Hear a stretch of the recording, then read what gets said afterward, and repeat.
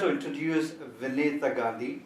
She's an entrepreneur in her own right. She runs a varied businesses, starting from mortgage and finance services to software services to engineering services supporting the bigger infrastructure of motor companies here.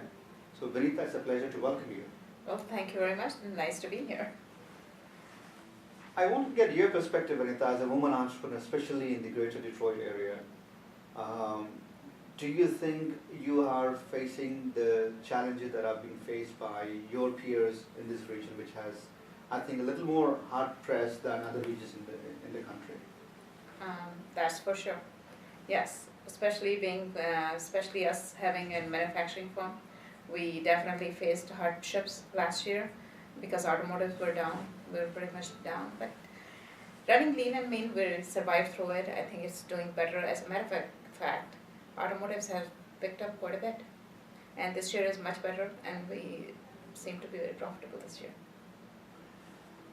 You know, when you look at other regions where entrepreneurial ecosystem exists much broadly, Silicon Valley or Boston or parts of New York, this area didn't have as much activity in terms of grassroots entrepreneurial ecosystem, but it's catching up. It's getting there.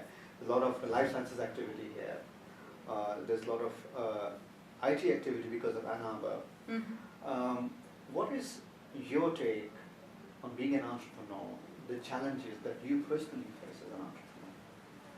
I think the major challenge is getting the right fit. As far as manufacturing is concerned, all the engineering people are there. But when you go to the banking industry, or when you go, especially banking industry, on the financing side, you see that there is lack of investments. It's hard to find investment money to be able to do more stuff that you need to do.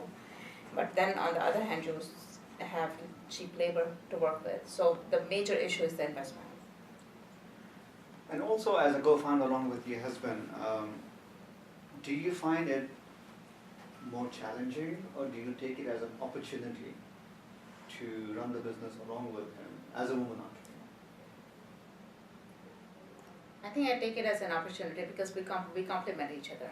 He's a great visionary person. He can vision, let's do things, let's do this, let's do that.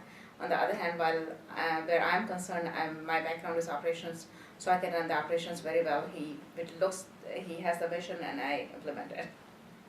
The reason I'm asking this is because, women, especially coming from Asian origin, they have a lot of other challenges to come across, right? You have a family, you have kids to raise, you have other obligations at home, and at the same time, so you do twice the work, and then, socially and culturally, there are certain challenges that, it comes across, especially in husband-wife team. But you have done really well. You have done 3 good enterprises.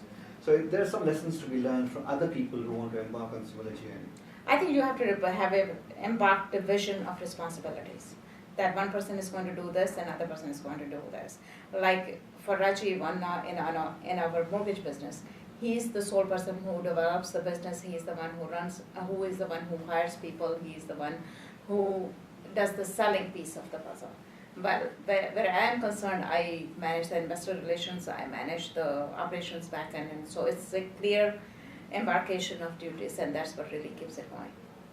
One of the interesting things for organizations like TIE is to empower entrepreneurship, to foster entrepreneurship, and they do it many different ways through networking and learning, and obviously the conferences that we are at Tiecon. What has been your experience with TIE?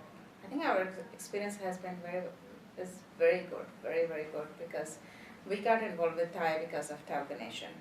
And he was a good friend of Rajiv, so he got us involved more into it. We knew about TIE before. But it gave us, I think it really opens up your eyes about what's happening in the area. It's amazing, some of the things. Even living in this community, I didn't know what was happening. It really opens up your eyes. It gives you good business connections. You get to talk to each other. For example, I just met somebody who was also doing plastic injection molding work today, and they were on the industrial side, while we do more automotives. So it was a good fit, so I guess we'll be doing business with them. So I think it's a really good opportunity, and people should take advantage of it. And one thing I have to say about TIE is, I wish when we started out the business, this type of an organization was there to tell people, okay, you have a business plan, we're willing to invest in you, we're willing to give you consulting services for free, we're willing to do those things, so we could have done it right. If I look back, I wish I had that, which I did not, but at this stage in our life, we're willing to help other people out, whoever we can. You know, you just echo the sentiment of so many other people who say similar thing about China. You know, they wish they had time when they were starting out.